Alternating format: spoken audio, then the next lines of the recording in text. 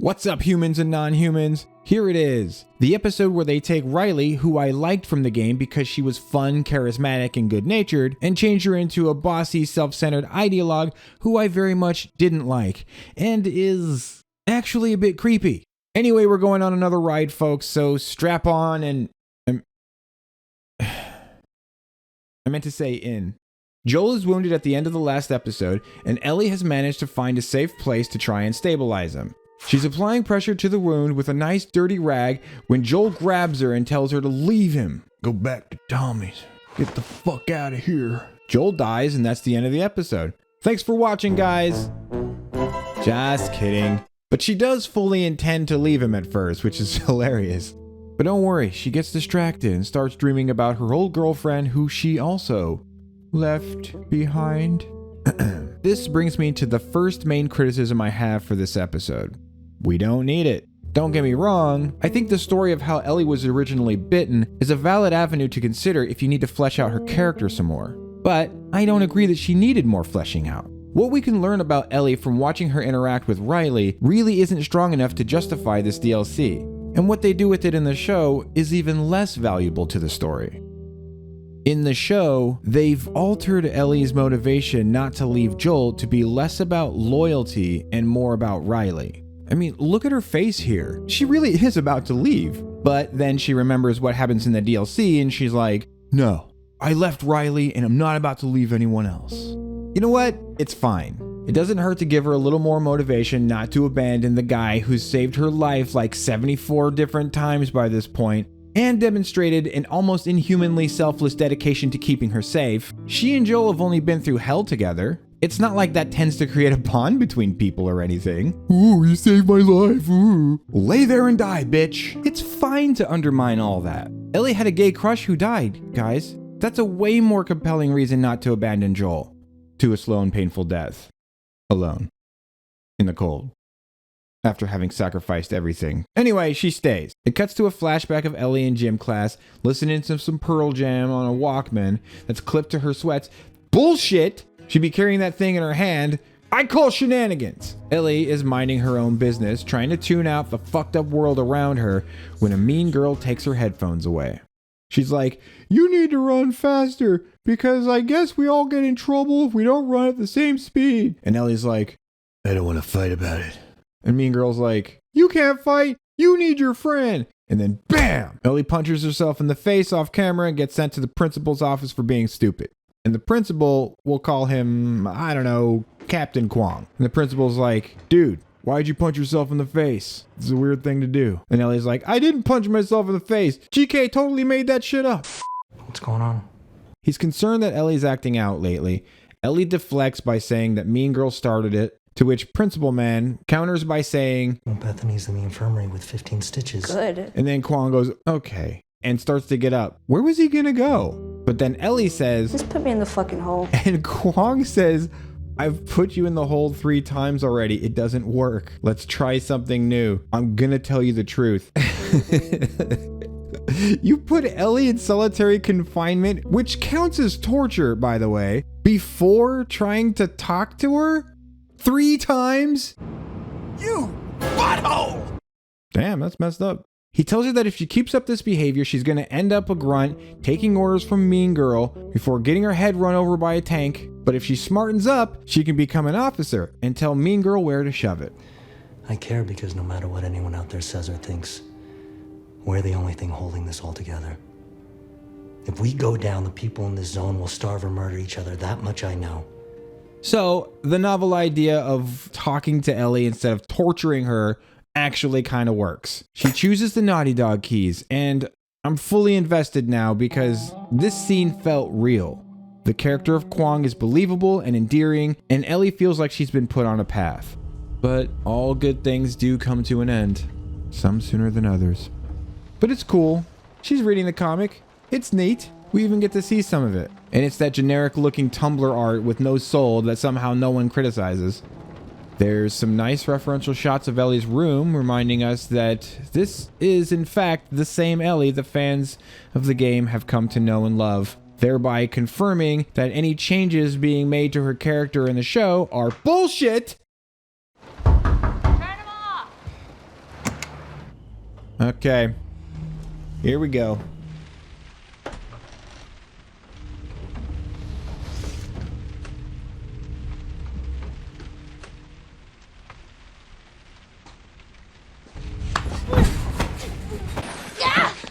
Well, Riley's being played by the annoying girl from Wrinkle in Time. Riley, where have you been? Okay, so there's a lot of comparisons that need to be made between the game and the show here, because the character of Riley is being portrayed very differently, and it is not an improvement. I thought it would work better.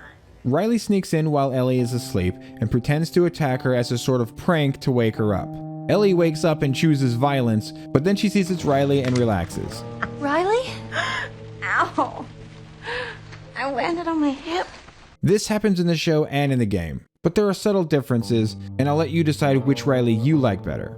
Just kidding, you don't get to choose. It's my way or the highway. Give me a name and I'll fuck him up. Fuck me. Watching Storm Reed deliver this line like a cringy teenage wannabe hard ass. Give me a name and I'll fuck him up. It's just... Stop it, please, I beg you! Ugh.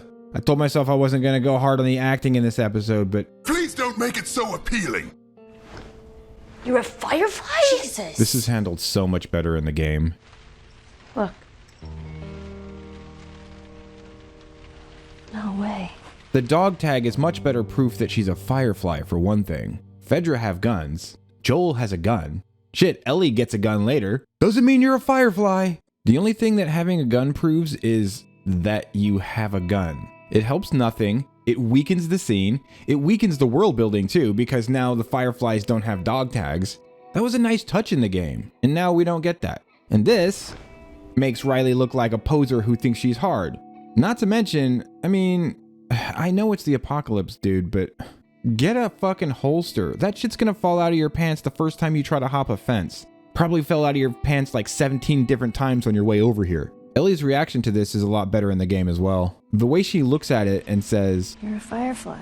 it implies a pre-existing knowledge of Riley's ambition to join the Fireflies. It makes their friendship feel deeper, and it makes them more believable as characters. Nah, it's fine. Let's just flash the gun and have Ellie start shouting. That's much better. I don't know what the idea was behind the changes in this scene, but making both Ellie and Riley, who are girls, act like boys pretending to be men, not a good call. I just hate it. It's just stupid, and it's less good. In the game, Riley acknowledges that disappearing the way she did was not okay, and offers to explain. She tosses Ellie her pants and says, Put some pants on and let's go. and Ellie's like, I'm so dumb. and Riley looks back and goes, When have we ever gotten into trouble? it's nice and casual, and it kind of hooks you. In the show, Riley also promises to explain, only this time without admitting that disappearing wasn't cool, or that Ellie has any kind of right to be upset, and with the addition that now it's all about this. Come with me for a few hours and have the best night of your life. When Riley tosses her the pants and says get dressed, Ellie gets all modest and tells Riley to turn around so she can change. Then this music starts playing. And as she listens to the sounds of Ellie changing behind her, Riley gets this look on her face. What are we doing here, guys? It feels weird to know that the showrunners have gone out of their way to alter this scene to make it more intimate, with the emphasis on the fact that Ellie, the 14-year-old girl, is changing. The most charitable interpretation I have of this is that they're simply pushing this angle. Is it necessary to Ellie's characterization to accentuate her gayness? The game was happy to leave that aspect of her personality relatively unexplored. It's almost as if the game was made in a time before sexual orientation was being held up as the pinnacle of all character traits. But yeah, anyway, Ellie is big gay, and Riley is about a year away from being a sexual predator. Anywho, Guards? No, because Fedra's fucking stupid. well, that's convenient. Once again, the game version is better. In the game, Riley enters through the door instead of the window. So it's reasonable to infer that she had some way of knowing ahead of time that... There are no soldiers on the entire floor. In the show, however, she comes through the window, so we can't make the same inference. And while coming in through the window might seem like a more realistic way of entering Ellie's room without being detected, now we have this problem. which immediately reduces Riley's likability, as opposed to this. Riley? Ow. I landed on my hip. Which immediately increases it. And you don't have to contrive that Fedra's incompetent, because now, however Riley got in, she can get them both out. Same way. Again. Why did you change it? Why you change it, bro? But no, just, Fedra's stupid. Okay. So then they leave. They almost get spotted by a passing Humvee with a searchlight, which, again, I'm calling bullshit here. Like, that light is actually touching her big-ass forehead here. The guy using the spotlight has got to be just the dumbest guy in the world not to see something there and go, wait a minute. Whoever's working the spotlight has got to be just like the least observant person to ever exist. Maybe you should stop fucking with Bethany. You put Carol in the infirmary for a fucking week. Fuck Carol. Fuck Carol. Fucking Carol. Ah, nice. They've discovered the word fuck. Good for them. It's a useful word. Don't let it become a crutch now. Fucking Carol. Who the fuck is Carol? The fuck you talking about? Maybe you should stop fucking with Bethany. She had to get 15 stitches. Damn, Ellie's a little sociopath, dude. She had to get 15 stitches.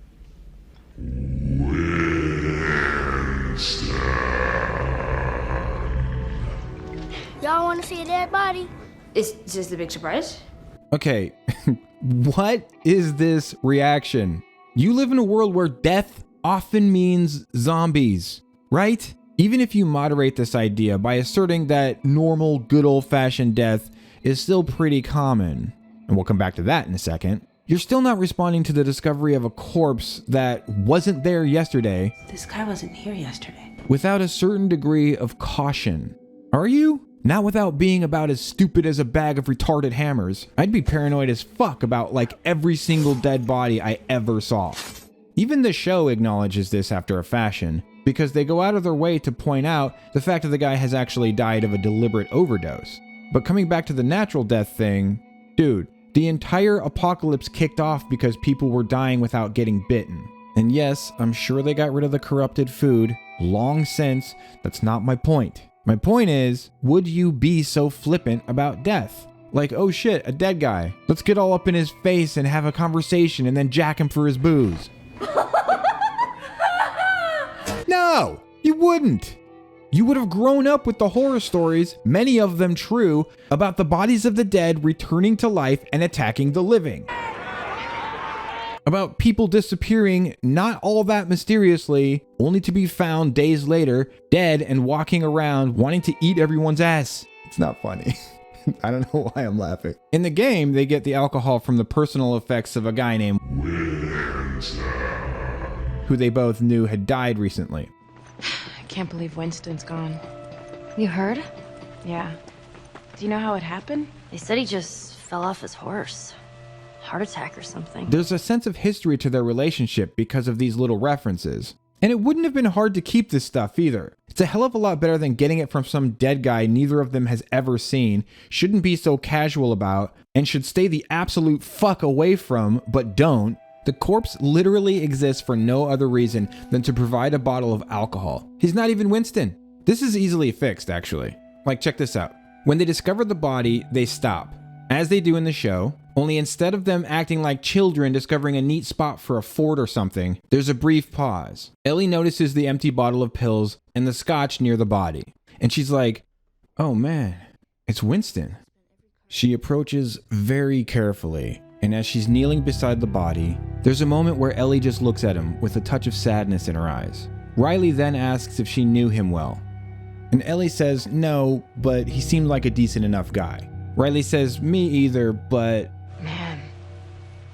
Well, how many people get to die of natural causes in this world? And here Ellie could give her a dubious look, to which Riley shrugs and adds, well, natural-ish, or something like that, just to bring the tone back up a little bit before they swipe the guy's booze and cover him up with his jacket.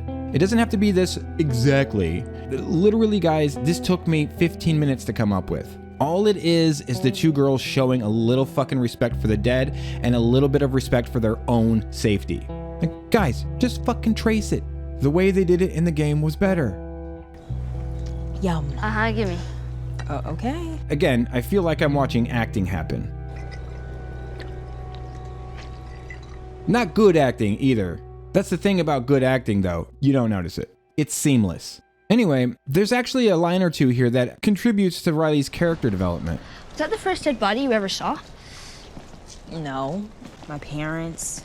Yeah, sorry. I know. I mean, I knew that. No, it's fine. We learn that Riley's parents are dead and that she was the one who found them, and that Ellie already knew about this, which tells us that she and Riley are in fact close enough to have discussed such a thing. Unfortunately, it also tells us that this is the kind of thing Ellie is likely to forget about someone who she's meant to be best friends with. And just to give the audience a piece of information that... Actually, did we need this information to care about Riley?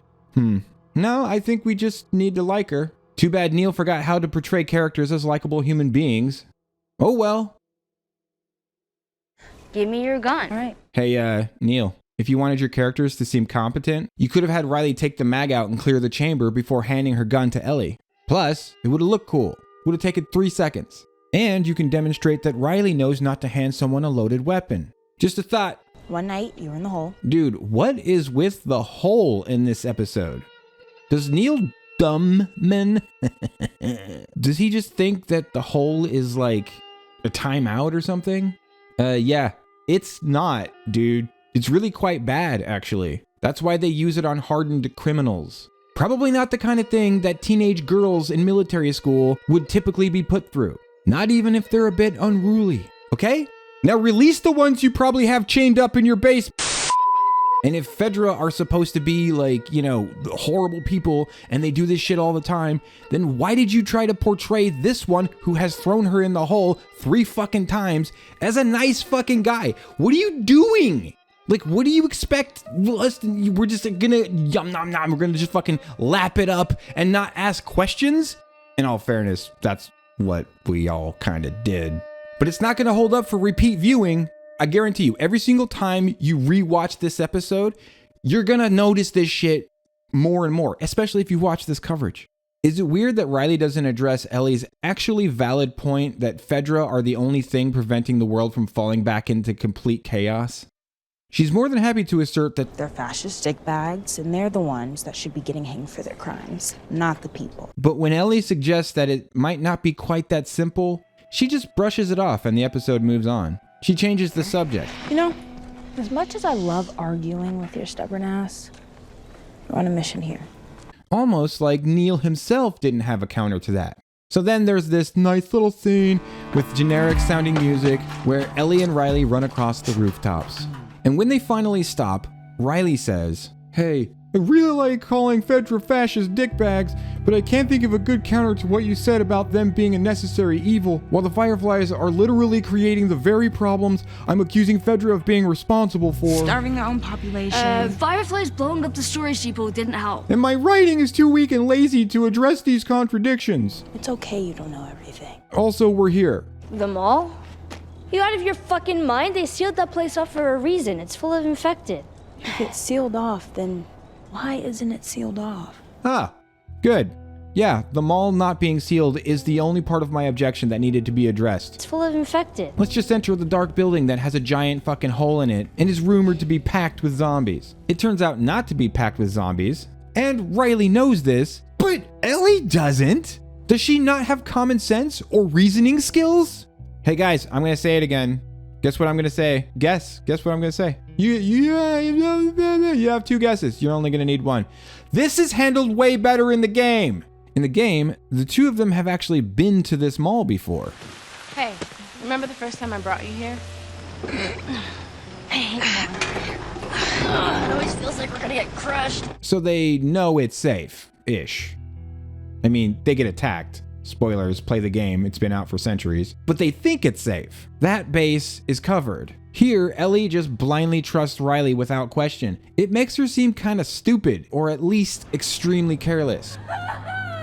You're stupid. I know, Ellie trusts Riley, and Riley thinks it's safe. My point is, it contradicts what we've been shown of Ellie's character for her to allow herself to be led around like this.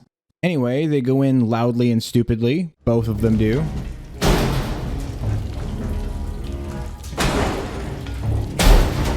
Whatever.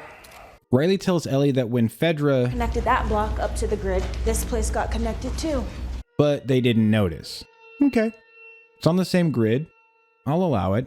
You're gonna go through there, then turn right.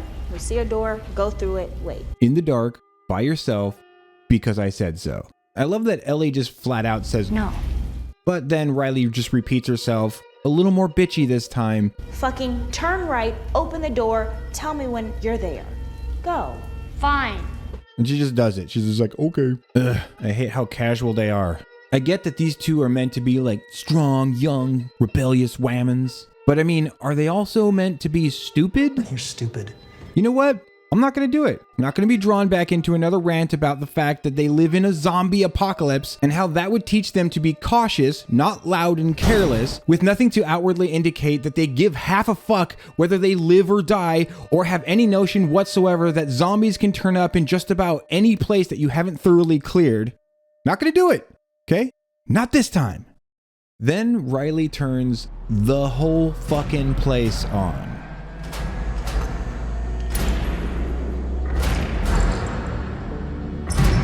Is it possible that Neil Druckmann doesn't realize that a place as big as the mall would actually require kind of a lot of power? Does he think that electricity is just some magically unlimited form of energy? Dude, Fedra would very much, yes, notice that a huge amount of power is just suddenly no longer available to be used. Very likely they would notice, very likely they would think they were under attack. At the very least, they would investigate immediately, right? But you know, nice moment, I guess. Stupid as hell, but nice. So the girls venture deeper into the mall, which appears to be deserted. And Riley very confidently says, Not exactly full of infected, is it? I don't know about that. This place is fucking massive. Maybe don't drop your guards just yet. Okay, you were right. Or do it. Fine. It's fine. Whatever. Looks uncomfortable. Yep. What? Nothing, I was just trying to imagine you wearing that. Shut up. You're almost there. 14 years old, Neil. 14. Riley tells Ellie to close her eyes and guides her to the carousel. The first of the 4 wonders of the mall. blatant displays of affection. This part of the game was very different. Are you kidding? Told you. Anyway, after like 2 full minutes of this, the episode finally snaps out of it, and Ellie asks Riley if she truly believes the Fireflies can liberate the QZ. Riley says, Don't say it like it's some type of fantasy, Ellie. Don't take that tone with me, Riley. You tell her, Ellie. Oh, for fuck's sake. So Riley tells her that the Fireflies have actually done this in other QZs. Set things right the way they used to be. Of course, we never get to see any of that. We just have to take her word for it, and so does Ellie. And of course, she does. She doesn't even ask Riley how the fuck she could even know that, having been a Firefly for, what, like a couple weeks? Instead, she just says, If you come back, I mean, we're like the future. Kinda neat, because it harkens back to her talk with Captain Kwong earlier in the episode, I think. Even though it completely neglects to address Riley's claim, it does seem to be giving Riley something to think about. Or this could just be her, it's sad you don't understand what I have to do face.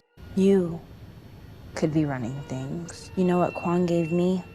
Sewage detail. Oh, okay, and never mind. I guess it's her I have to shovel shit face. In the game, this is the scene where Riley gives Ellie the joke book that we see in episode 4. And in the game, you never get that I'm interested in boning you vibe that the show version is just dripping with. Why are my drippings with goo? Look, let me put it this way. What is Riley's goal here? Answer me that. Riddle me that, Batman! What exactly is she hoping to accomplish? She's about to leave and she thinks she's never gonna see Ellie again. She's gone to a lot of fucking trouble to set all this shit up. What's she up to? Let's not even get into the idea of how all this shit works and whether or not Riley had to repair any of it and how much effort that would have taken. We already know she had a lot of trouble getting the change machine open to provide the quarters for Mortal Kombat. You asshole. Yeah, I'm the same asshole that spent an hour yesterday breaking this fucker open. Which, fuck you, no, that shit doesn't still work after sitting there for 20 years. I think it might even be 25. And don't even get me started on these fatalities.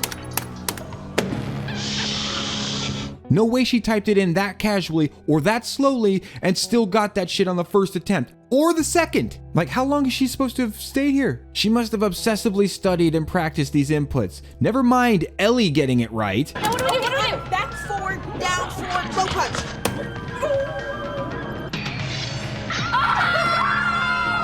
This is bullshit. Whatever. So Ellie and Riley play arcade games, which I'm going to assume is a fever dream because there's no fucking way in holy hell that all these cabinets are still working after 20 plus years of disuse. Then the camera pans off to reveal a clicker. Not a bloater. Don't ask me why he's not a bloater after this long. Just chilling out in the totally safe mall that Riley's dumbass was so confident is devoid of infected. But I mean, like, you know, there he is. I think I'll call him Clicky. I just realized something.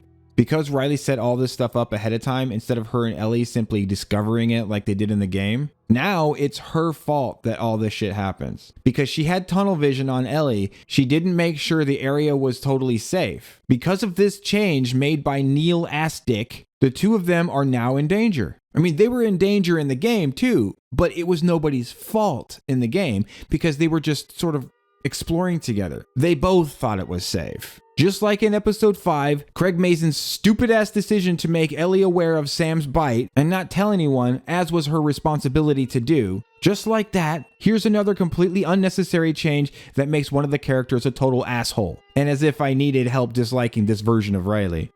Anyway, Clicky wakes up and I'm like, oh shit, it's about to get real. But then nothing happens. For like a really long time. Oh, come on. Next thing. So Ellie wants a big fat sloppy kiss and Riley doesn't reciprocate, which actually makes no sense given Riley's behavior up to this point, but she's a girl, so I'm just gonna chalk it up to believable. Her enthusiasm dries up and she's like, it's getting late. Riley points out that there's still time, but Ellie counters that she doesn't want to risk getting in trouble again. And this is the part in the game where Riley comes clean and tells Ellie that this is her last night. They've asked me to leave. Leave what? Boston. I'm supposed to join a group in another city. Because Game Riley actually gives a shit whether or not Ellie gets in trouble. The only reason that she presses is because this is her last night, you see. But Show Riley is selfish and doesn't give a fuckity fuck if Ellie gets in trouble. She wants to do the last wonder. So instead of coming clean, what does she do? She tempts Ellie with a gift. I got you a gift.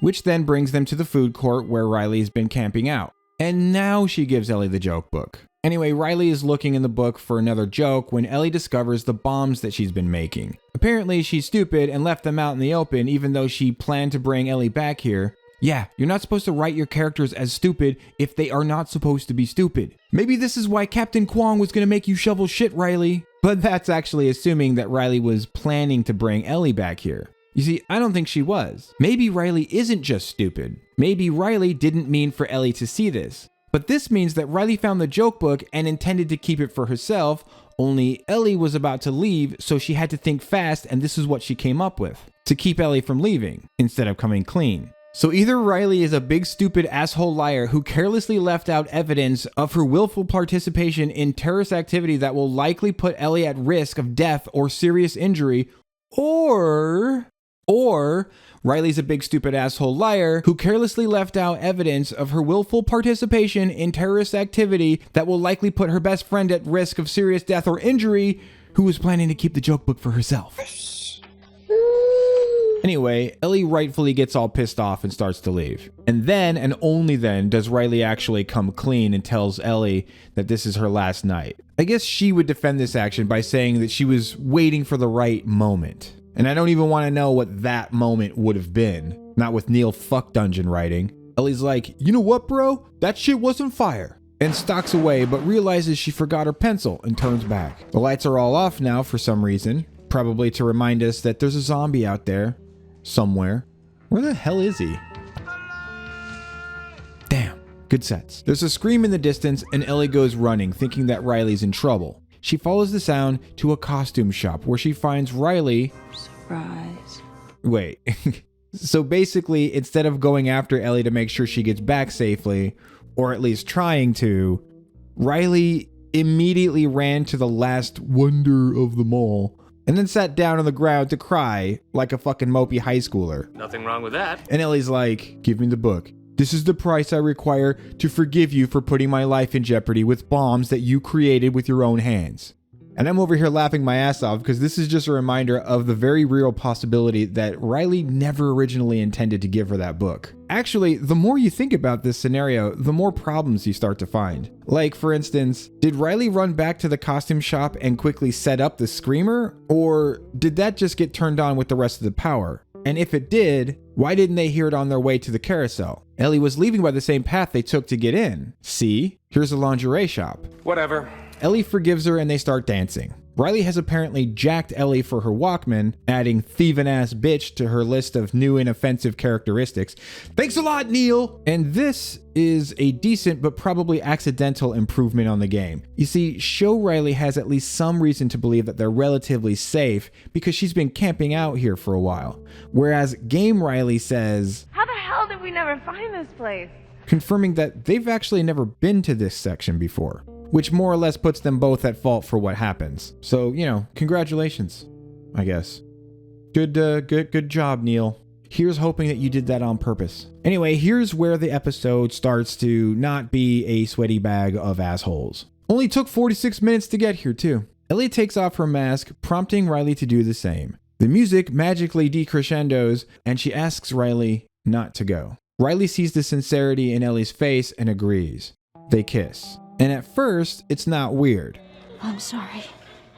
This episode has plenty of problems, as you may have noticed if you made it this far. Thanks for that, by the way. Like, share, and subscribe. But one thing it has managed to do is to set up this payoff. But then it gets weird because Neil makes it weird.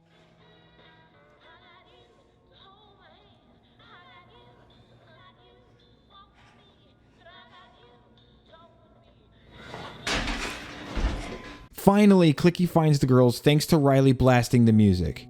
And Riley gets her gun out from the back, not the front, just saying. And Riley opens fire, shooting like a 16-year-old girl, actually. Yeah, she'll make a great Firefly. She fires 4 rounds from point blank range and scores 1 leg shot. Clicky falls down and... Wait, kill him! Where are you going? I've got to return some videotapes. Instead of taking the opportunity to finish him off here, Riley pushes Ellie down and tries to flee. But because Ellie is tenacious as fuck, she gets back up.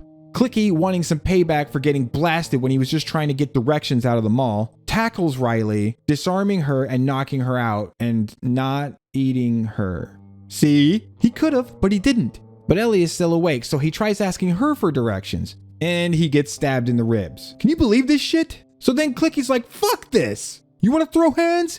Let's throw hands! He shoots and gets the takedown. And he's about to put her in a guillotine chokehold, totally non-lethal. It's totally disease-free. When Riley cheap shots him with a costume rack. Clicky's like, this is bullshit. These bitches fucking profiled me, shooting without even letting me talk, fighting dirty. Then Ellie stabs him in the head with her infinite shiv, killing him. Goodbye, Clicky. You were a real one, but not without getting his last revenge. Ellie is bitten, and so is Riley. I am almost feeling something right now. Neil must have shown them Brie Larson's feet or something. So yeah, they cry and it's not awful for once. And this part resolves the way it does in the game, minus the obligatory gameplay sections, and like everything else, not quite as good. Eventually, Ellie stops daydreaming and remembers that Joel, who didn't lie to her, try to bomb her, or feed her to a fucking zombie, is still dying, and finally sets about looking for something to help him with. The house that she's randomly selected contains a needle and thread. Okay, I can handle that. Just a regular needle and thread, nothing crazy. It's not like she found a fully stocked med lab or anything. Ellie and Joel share a nice moment when she comes back and we see the recognition in his face that she has chosen not to abandon him, and he squeezes her hand. She begins to sew. The music swells and Joel's like, fuck! And the credits roll in. Okay, we made it. Watching this episode for me was kind of like Joel getting stitches at the end. I'm making way too big a deal out of it for what it is, and I kind of kill the emotional resonance by doing so. It's only stitches, dude. Even without anesthetic. I mean, come on. Don't be a pussy. There were just so many instances where I knew I was supposed to be feeling something, but didn't because I was so distracted by the writing or the acting or the imagery. The mishandling of Riley's character and the implication of her intentions toward Ellie, the contradictory characterizations of Fedra and the Fireflies. I mean, the Fireflies are pretty clearly being shown as the lesser of two evils in the game, with Fedra being the baddies. While in the show, Neil has, for the first time, hinted at the idea that Fedra might not be quite so two-dimensional with the creation of Captain Kwong. While at the same time, I think quite unintentionally casting the Fireflies in a much more negative light by recruiting Riley after one conversation, giving her a gun, and teaching her how to build bombs to serve an unsubstantiated vision that has only ever been shown to disrupt rather than to help. If Riley had said, for example, "They've done it in other QZs. Set things right the way they used to be. I've seen it," that would have been different, but she doesn't. She doesn't say it in the game either, but then again, Captain Kwong isn't in the game. So, catch-22. It's all a bit wonky, and most of it comes from the deviations as well, not from the source material. This episode is my least favorite for a lot of reasons that I hopefully have been able to illustrate well enough in this video. But I think the main reason is that so much of what was fundamental about Riley's character was changed to make room for something that just isn't very interesting. Ellie's gayness. Now, I know I just made it sound like Ellie's gayness is a characteristic of Riley's, but what I mean is, Riley is a tool. What? No, I mean, Riley is a writing tool. One that's being used to explore Ellie's character, to accentuate the things that we wouldn't be able to learn from her interactions with Joel alone. Like the difference between seeing how someone behaves around their parents as opposed to seeing them with friends. That's the idea, anyway. Whether or not Riley is useful enough in this regard to merit her creation is hard to say. I myself kinda doubt it, even though I do like her as a character. Because while Joel does treat Ellie similarly to the way he treated Sarah, one, his parenting style was always very friend-like. And two, as the show and the game point out, Ellie is not his daughter. So the differences in behavior that you might see from Sarah are much smaller in Ellie. It negates the need for the contrast. In other words, this episode is actually even less necessary than the DLC itself. Which is to say, not very. And with episode 3 already slowing down the pace of the show, it might even be kinda harmful. Then, if you add to all that shit the portrayal of Riley by Storm Reed falling so short of the original voice actor Yanni King. No, I didn't have to look it up. Okay, I looked it up. Even if you ignore the alteration to the lines, Reed's deliveries alone are just way less likable. Her voice is harsher, her tone is often more chiding or belittling, whereas King's portrayal comes across a lot more lighthearted and good-natured. Even when Riley is upset, she still feels sympathetic. I'm gonna go check out this music. Riley. As opposed to... It's a joke, okay? I thought it would work better. I mean, that last was actually Riley trying to prank Ellie. So in theory, she's meant to be in good spirits here. And guys, I've already talked at length about the focus of the episode tightening way harder on the courtship aspect, but I'd be remiss if I didn't at least mention it briefly here. So I'll just say this. That shit was new. It was written into this bitch because Neil Fuckminge wanted to magnify it. Plain and simple. And I'll let you draw your own conclusions as to why he would want to do that. Identity politics. Oh man, got a little tickle in my throat. Excuse me. Yeah. Anyway, thanks for watching, guys. Please like, share, and subscribe. If you want to see more of this kind of stuff, let me know down in the comments, or you can join the Discord. It's a small little group of nerds over there, but we'd love to have you. You can find links to all of my socials in the description. Follow me on Twitter if you're interested in that, and if you really like my content, there are videos, by the way. Consider supporting me on Patreon and help me realize my dream of making cool shit for a living. All right, that's it for me. I'm out. Peace out, guys.